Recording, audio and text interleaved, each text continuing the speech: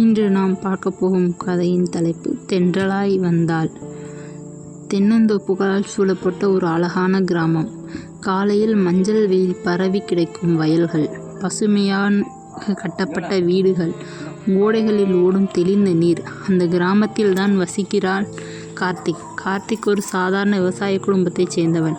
ஆனால் அவனுடைய கனவுகள் பெரியவை. நவீன முறையில் விவசாயம் செய்து கிராமத்தை வளர்க்க வேண்டும் என்று அவன் ஆசைப்படுகின்றான். அந்த கிராமத்துக்கு காலையில்தான் வந்தாள் மீரா.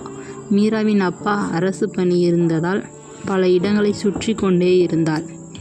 ஆனால் அவளுக்கு கிராமத்து வாழ்க்கை மிகுந்த ஈர்ப்பாக இருந்தது. முதன்முறையாக கிராமத்தில் காலடி எடுத்து வைத்த போதே அவளுக்கு ஆச்சரியமாக இருந்தது. இயற்கையின் அழகு, மக்களின் நம்பிக்கைகள் அனைத்தும் அவளை கவர்ந்துவிட்டன. ஒரு நாள் காலை மீரா புறக்காட்டில் நடந்து கொண்டிருந்தாள். அப்போது பாரம் தூக்கி கொண்டு போகும் கார்த்திக்கை பார்த்தாள். அவன் தோழமையாக, "உன் வீடு இதுவா?" என்று கேட்டான். அதிலிருந்துதான் நட்பு ஆரம்பமானது.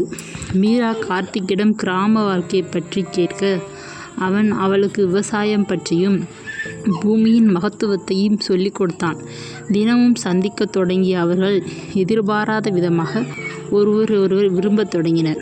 ஆனால் மீராவின் குடும்பம் இதை ஒப்புக்கொள்ளவில்லை. "நீ நகரத்தில் படித்தவள், அவன் ஒரு கிராமத்து விவசாயி, வாழ்க்கை சம்மதிக்காது" என்று அவர் பெற்றோர் கூறினர். மீரா பதறவில்லை. அவன் கனவுகள் பெரியது. கிராமத்துக்காக பல திட்டங்கள் வைத்திருக்கிறான். அவன் மட்டும் அல்ல, அவனோடு நானும் வளரலாம் என்று துணிவாக சொன்னாள்.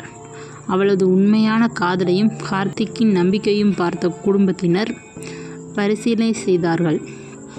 இறுதியில் அந்த கிராமத்தின் மத்தியில் ஆலமரத்தின் கீழ் அவர்களது திருமணம் நடந்தது. கார்த்திக் மீராவோடு சேர்ந்து விவசாயத்தில் புதிய முறைகளை கொண்டு வந்தான். கிராமத்தினர் அவர்களை பெருமையாக பார்த்தனர்.